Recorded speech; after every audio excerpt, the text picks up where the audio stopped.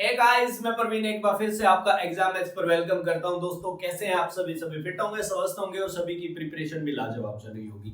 HSSC सीटी mains के form अभी नहीं भरे जा रहे हैं क्योंकि बहुत सारे डिपार्टमेंट ऐसे हैं जो अभी सो के उठे हैं, जिनको अभी ये बात याद आई है कि हमको भी जरूरत है व्यक्तियों की, तो इसलिए वो अभी अपनी रिक्वायरमेंट जो है वो एचएसएससी को भेज रहे हैं, जिसकी वजह से सीटी मेंस के फॉर्म जो है वो थोड़ा सा लेट भरे जाएंगे। लेकिन एचएसएससी ने आपको ये बात बोली है कि आप डेली प्रॉपर्ली साइट को चेक करते रहना। हम भाई कभी भी ये बात बोल देंगे आपको कि आज से फॉर्म भरने शुरू है, ठीक है। और जो पीवाईक्यू है वो तो मैं आपको डेली करवा ही रहा हूं, है ना। तो फिर चलिए काम की शुरुआत करते हैं। आज जो मैंने सवाल लिए हैं दोस्तों वो 6 नवंबर 2022 वाले सीईटी के सवाल है। जो सीईटी का पेपर हुआ था उसके 6 नवंबर की मॉर्निंग शिफ्ट वाले सारे सवाल हैं। आप देखना, मैं इन सवालों का बिल्कुल बैंड बजा के रख दूंगा आप लोगों के लिए। तो सबसे पहला सवाल जरा देख लेते हैं, आप लोगों के सामने है। सवाल इतना सा है, एक व्यक्ति ने 5 रुपए के 10 संतरे खरीद कर 6 संतरे 15 रुपए के भाव से बेचे, तो उसका लाभ प्रतिशत क्या होगा। आपके ऑप्शन हैं 50%, 25%, 35% और 40%, या फिफ्थ ऑप्शन है उत्तर नहीं देना चाहते, ठीक है। तो देखिए, इसके बारे में मैंने आपको प्रतिशत वाली वीडियो में इतनी डिटेल से बताया है ना कि भाई जब जब ऐसा हो, जैसे यहां पर है 5 संतरे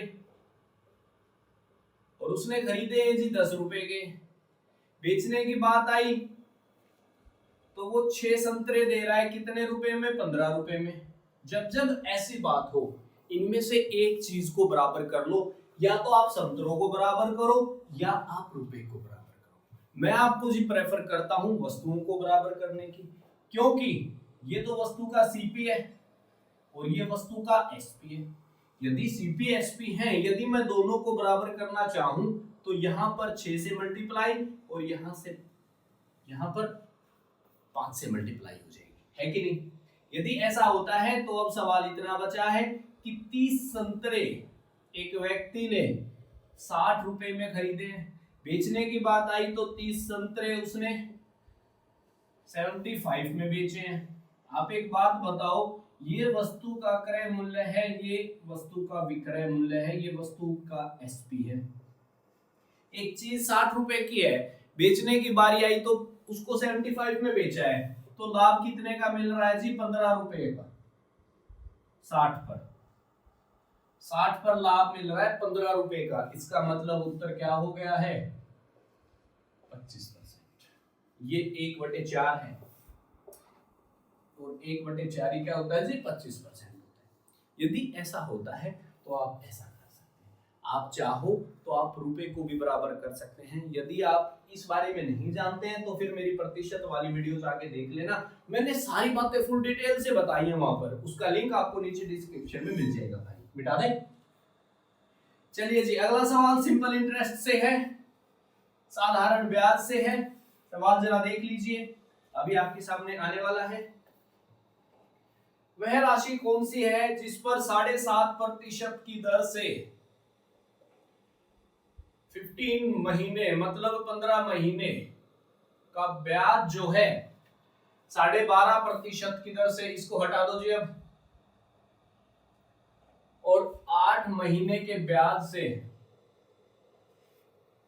32.50 रुपए अधिक है।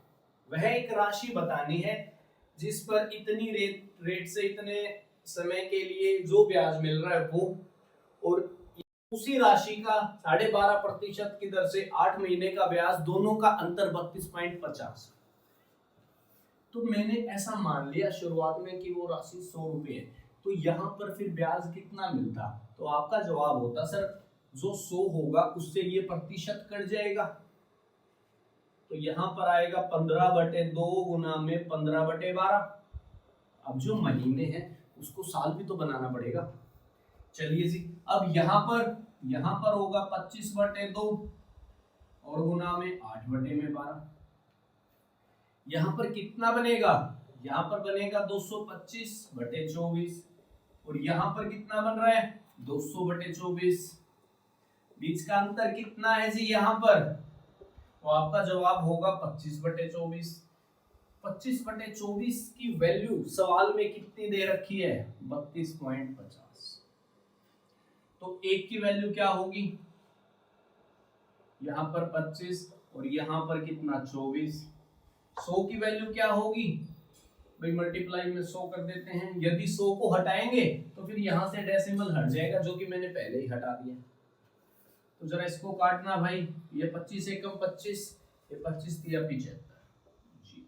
तो कितना आएगा, 24 के 72, 2 7 24 एकम 24 और 7 कितने 31, 3120 रुपए। यही तो सवाल का उत्तर है। आपके ऑप्शन थे 3250, फिर 3000,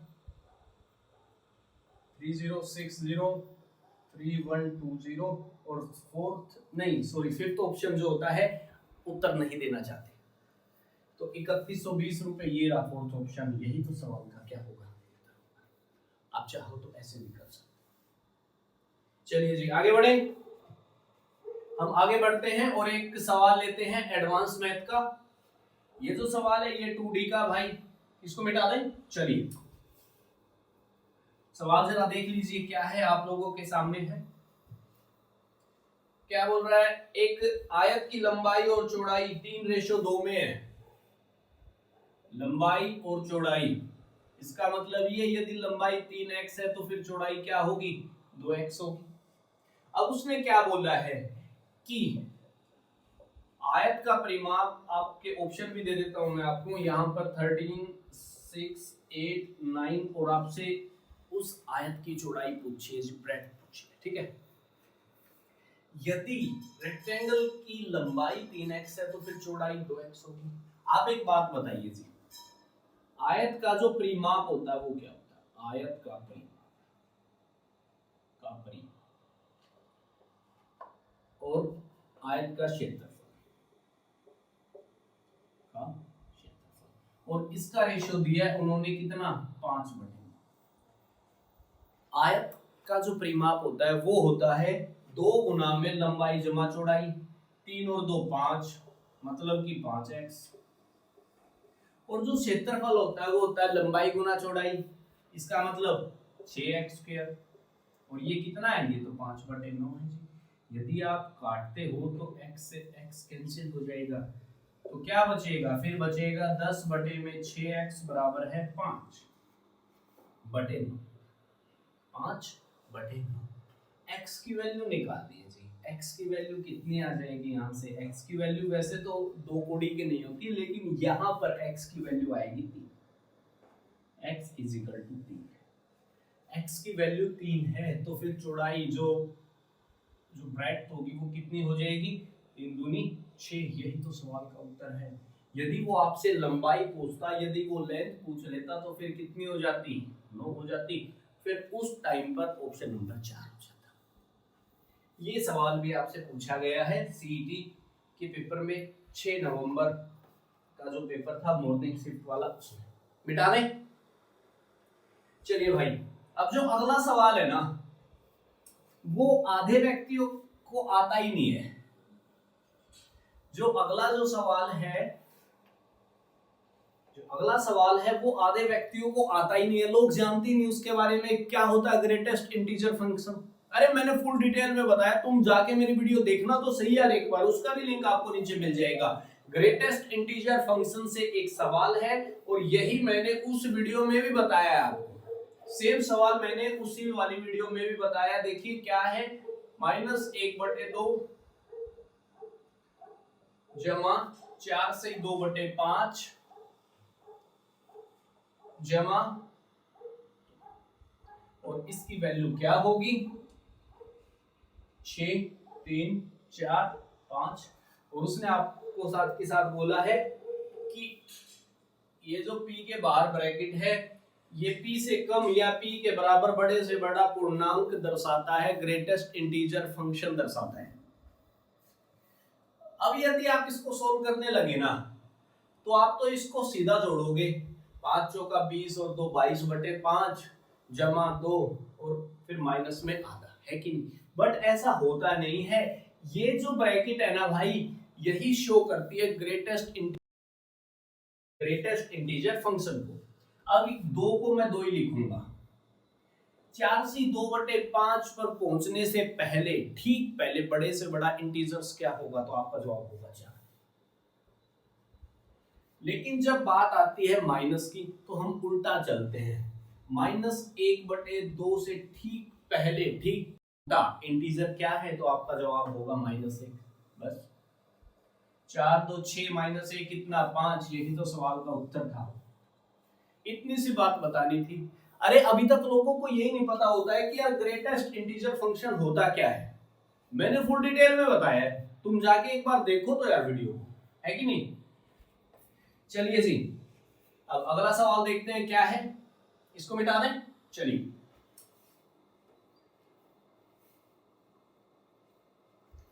एक संख्या को 25 से गुना करने की जगह, आपके सामने सवाल है, एक संख्या को 25 से गुना करने की जगह 52 से गुना कर दिया गया तो सही गुणनफल से 324 अधिक उस व्यक्ति को प्राप्त हुआ, तो वह संख्या क्या थी। और आपके ऑप्शन है 52, 12, फिर 15 और 25। यार देखिए कितना हलवा सवाल है, क्या सवाल है। एक संख्या मैंने 1 मान ली, उसको 25 से गुना करना था तो कितना आना था, 25 आना था। लेकिन मैंने क्या किया, मैंने 52 से मल्टीप्लाई कर दिया जी, मेरा ध्यान कहीं और ही चला गया था, तो जिसकी वजह से मैंने 25 की जगह उसको 52 से गुना कर दिया। तो अभी उत्तर कितना आता है, 52। यहाँ पर कितना ज्यादा है, 27। सवाल में 27 की वैल्यू ही 324 दे रखी है। 324 की वैल्यू नहीं, 27 की वैल्यू 324 दे रखी है, तो एक की वैल्यू क्या होगी, 12। यही तो सवाल का उत्तर। इतनी सी बातें भी आपसे पूछी। लोग इस वाले सवाल को भी पता नहीं कैसे कैसे बताते हैं, x मान लो, y मान लो। x क्यों मान ले, x मानने की जरूरत ही क्या है। जब x ने हमको अपना नहीं माना तो हम x को अपना क्यों माने। x ने हमको अपना नहीं माना तो हम x को अपना क्यों माने, है कि नहीं। चलिए जी, इसको भी मिटाते हैं और एक अगला सवाल देखते हैं कि n कोई प्राकृतिक संख्या है तो बड़ी से बड़ी संख्या जिससे n³ - n सदैव भाग होगी। और आपके ऑप्शन है 18, 3, 6, 12। जब इसके जैसा सवाल आए ना, सबसे अच्छा रूल बताता हूं भाई, जब इसके जैसा सवाल आए तो n की वैल्यू 0 से रखना शुरू करो। यदि n की वैल्यू में 0 रखता हूं तो क्या आएगा, 0। यदि n की वैल्यू में 1 रखता हूं तो क्या आएगा, 0। अब आप जानते हैं 0 तो सबसे कटता है, 0 हर संख्या से डिवाइड होती है। यार अभी तक तो लोगों को यही नहीं पता होता कि 0 किससे कटता है, किससे नहीं कटता है कि नहीं। यदि n की वैल्यू में 2 रखता हूं तो 2 का क्यूब 8 - 2 कितना, 6। तो अब ये तो 6 से कट रहा है। यदि n की वैल्यू में रखूं 3 तो अभी आएगा 24। जब n की वैल्यू 3 रखेंगे तो 24। तो अभी आपका जवाब होगा सर ये 24 तो फिर 3 से भी कटता है, 6 से भी, 12 से भी, तो अपना उत्तर क्या होगा, तो अपना उत्तर क्या हो जाएगा, 6। ऐसा क्यों हो रहा है, क्योंकि n की वैल्यू जब 3 से हम आगे चलेंगे ना, 3 या 3 से आगे चलेंगे तो फिर 24 से डिवाइड होना था। लेकिन ऐसा नहीं है, यदि आप n की वैल्यू 4 रखते हो, जैसे यदि आप n की वैल्यू 4 रखते हो तो 64 - 4 कितने, 60। लेकिन ये 60 तो फिर 24 से डिवाइड नहीं होता है। इसका मतलब ये है कि उत्तर अपना क्या होगा, 6। क्योंकि n की वैल्यू 2 भी तो एक नेचुरल नंबर है। यदि n एक नेचुरल नंबर है तो फिर सभी संख्याएं आएंगी, तो n की वैल्यू 2 पे भी या डिवाइड होना चाहिए था, तो उत्तर कितना आ जाएगा, 6 आ जाएगा। जान पाएंगे इतनी सी बातें। चलिए जी आगे बढ़ते हैं और देख लेते हैं अगला सवाल।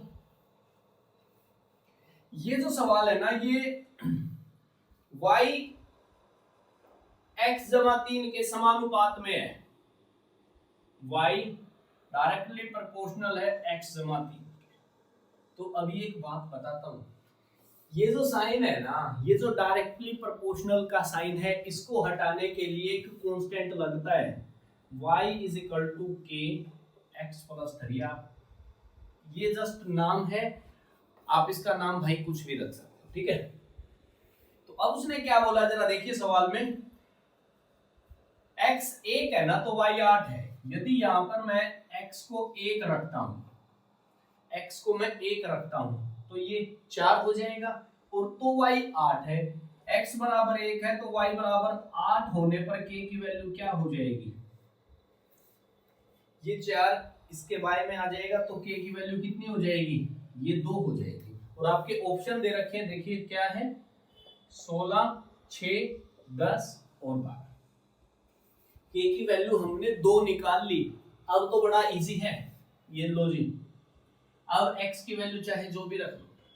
तो अब उसने पूछा है, यदि x की वैल्यू 2 होती, यदि x की वैल्यू 2, x की जगह मैंने 2 रख दिया, तो 3 और 2 5, 2 नहीं 10, तो यार y की वैल्यू कितनी हो जाएगी, ये हो जाएगी जी 10। ऑप्शन नंबर था, ऑप्शन नंबर सी हो जाना था। बात करें, इनको ऐसे सोल्व करते हैं, ये यहां से सीधा सोल्व नहीं होता है, यहां पर हमें एक कांस्टेंट की जरूरत रहती है, उसको निकालने के लिए हमने x और y की वैल्यू रखी है, k की वैल्यू 2 आती है, अब उठा के सीधी वैल्यू मिटा दें। चलिए जी,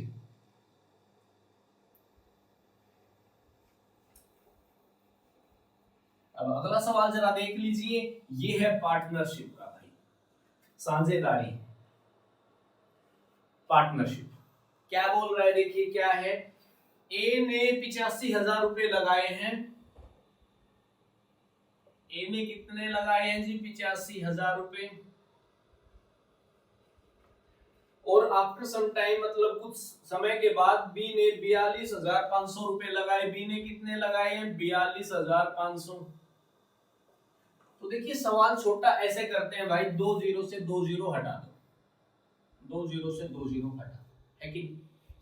तो अब उसने पूछा है आपसे कि साल के अंत में जो लाभ हो रहा है ना, जो प्रॉफिट हो रहा है, वो 3:1 में बट रहा है। देखिए मैं आपको ये बात बहुत पहले बता चुका हूं, जिसका पैसा जितने टाइम के लिए रहता है उतने ही रेशो में फिर वो बढ़ता है उनका प्रॉफिट।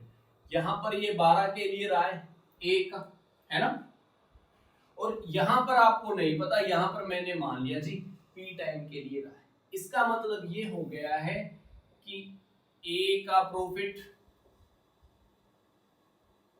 बाय b का प्रॉफिट, b का प्रॉफिट जो होगा वो 3:1 में है।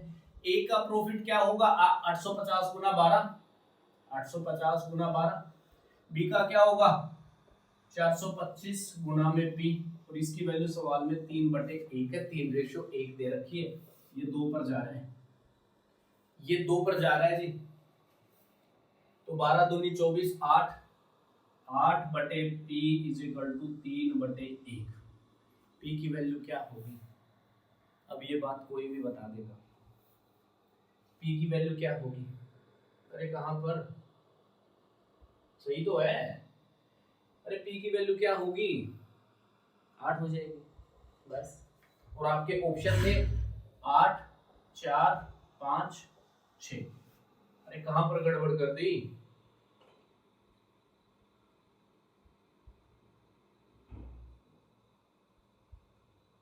अरे ठीक तो है, कहां पर है गड़बड़, अरे ये हमने काटा नहीं ना इससे, ये 1/1 है,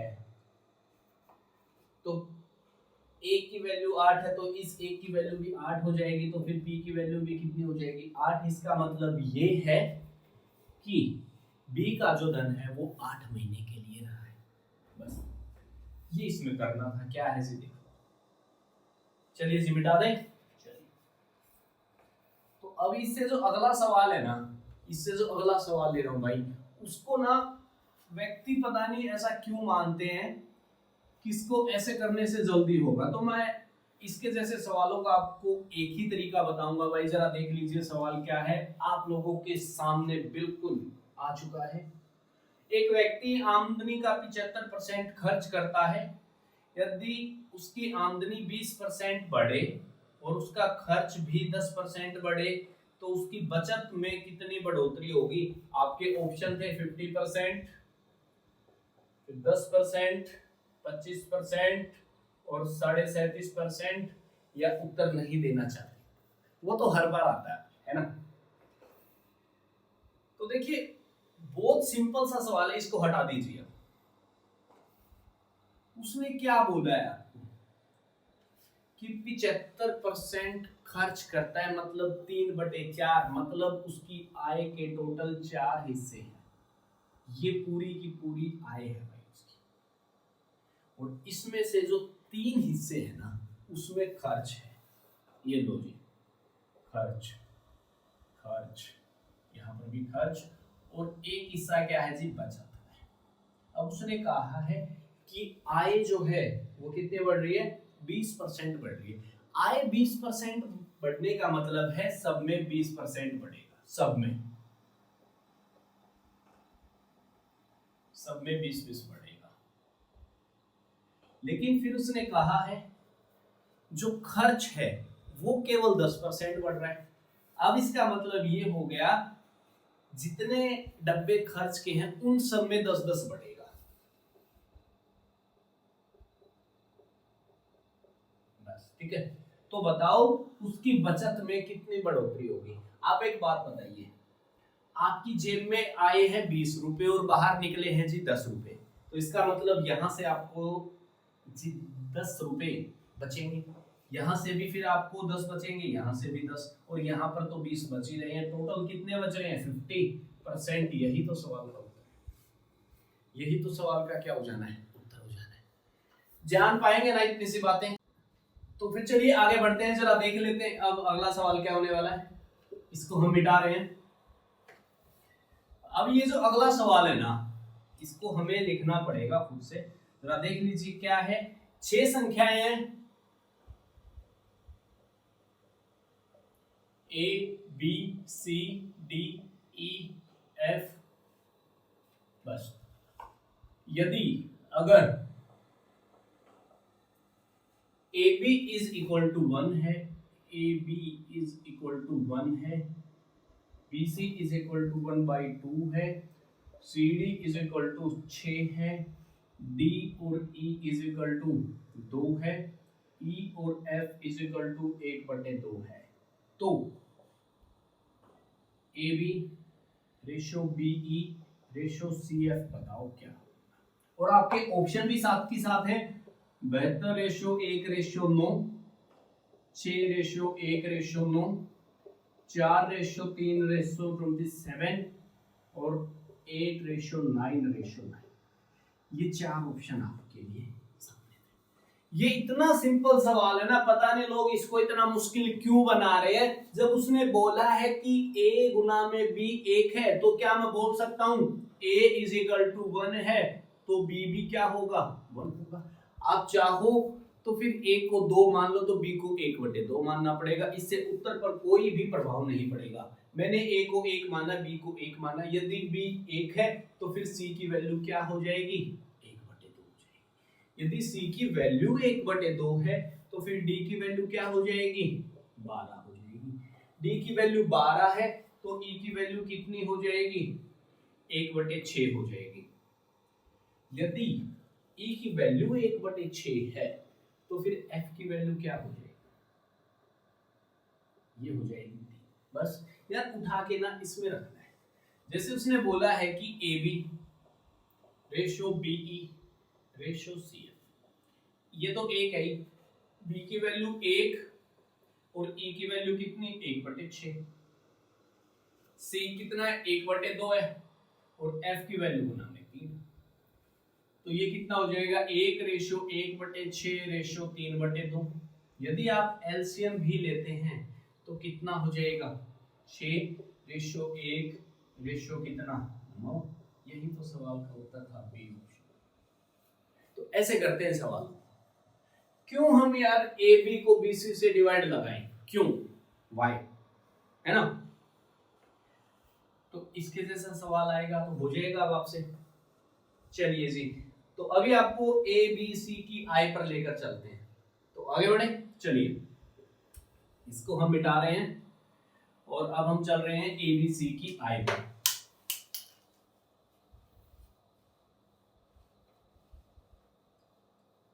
क्या है जरा देख लीजिए, सवाल आप लोगों के सामने है। ए की आय का 5% बी की आय के 15% के बराबर है, बी की आय का 10% सी की आय के 20% के बराबर है, सी की आय यदि 2000 है तो तीनों की आय का जोड़ क्या होगा। बहुत सिंपल सा सवाल है, जैसे उसने बोला है पहली जो लाइन है वहां से मैं सीधा लिख रहा हूं कि a बाय में b क्या हो जाएगा, तो आपका जवाब होगा ये 15 ये 5 है तो मतलब 3/1 हो जाएगा। b बाय में c क्या हो जाएगा जी दूसरी लाइन से, तो आपका जवाब होगा ये 20 है ये 2 हो जाएगा ये 1 हो जाएगा। बस आप एक बात बताइए, एक सवाल में एक ही व्यक्ति के दो नाम हो सकते हैं? सर नहीं हो सकते हैं। b की वैल्यू यहाँ पर 2 है यहाँ पर 1 है, इनको सेम बनाना है। इसका मतलब क्या हो जाएगा a by b is equal to 6/2 और b by c is equal to 2/1। बस अब एक बात जान लीजिए, a ratio b ratio c क्या होगा 6:2:1। इस a की वैल्यू सवाल में 2000 है, आपसे पूछा है सभी की 6 2 8 और 1 9। 1 की वैल्यू 2000 है तो 9 की वैल्यू कितनी हो जाएगी 18000। यही तो सवाल का उत्तर है। अरे ऑप्शन नहीं लिखे, ये लो 18000 6000 9000 और 12000, तो ऑप्शन नंबर पहला हो जाना। इतने सिंपल सवाल भी आपसे पूछे गए है कि नहीं। चलिए जी आगे बढ़े। तो अभी एक सवाल ले रहे हैं मिक्सचर एंड एलिगेशन से। लो जी सेकंड लास्ट सवाल है ये, ठीक है। क्या बोल रहा है, एक दूध वाले ने दूध में कुछ पानी मिलाया और उस मिश्रण को बेचकर 25% का लाभ कमाया। तो बताओ मिश्रण में पानी रेशो दूध की मात्रा का अनुपात क्या था। आपके ऑप्शन है 1:4, 5:4, 4:5 और 1:5। आप एक बात बताइए यार, 25% का लाभ कमाया, 25% का मतलब क्या होता है 1/4, 1/4 मतलब 4/1 का लाभ। इसका मतलब ये हो गया यही मिल्क है तो ये पानी है। अरे लाभ का मतलब ये है कि वो पानी को भी दूध के भाव बेच रहा है। ये एक पानी है तो 4 दूध है, तो इनको फिर मिलाने की रेशियो भी क्या हो जाएगी 1:4। यही तो सवाल का उत्तर है। इतना हलवा सवाल भी आपसे पूछा गया है कि नहीं। चलिए जी एक आखिरी सवाल आप लोगों के सामने आ रहा है, जरा देख लीजिए क्या है भाई आखिरी सवाल। वो इसको जरा हटा देते हैं। और ये जो सवाल है यार इसमें कहीं ना कहीं गड़बड़ है जी, ठीक है।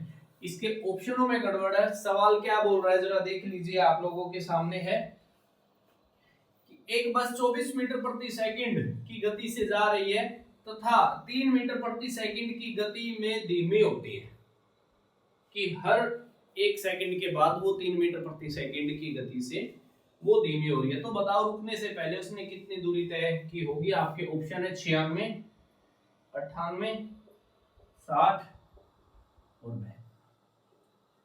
ये आपके ऑप्शन है, इनमें आपका उत्तर नहीं है, मैं आपको पहले बता रहा हूँ। इसका जो उत्तर आना था वो था 108, लेकिन वो इन ऑप्शन में नहीं है। हो सकता है इस वाले सवाल में गड़बड़ हो। और यदि आपके पास इसका कोई दूसरा सॉल्यूशन है तो फिर आप मुझे सेंड भी कर सकते हैं, मुझे फिर आप यार कमेंट करके बता देना, ठीक है। तो ये थे वो आज के सवाल जो सीईटी मेंस में नहीं, सीईटी में सॉरी 6 नवंबर को पूछे गए हैं। तो फिर हम अपनी अगली वीडियो में मिलेंगे। जब तक मुझे आप इस वाले सवाल का उत्तर जल्दी से कमेंट करके बताना भाई, ठीक है। चलिए जी take care and bye bye.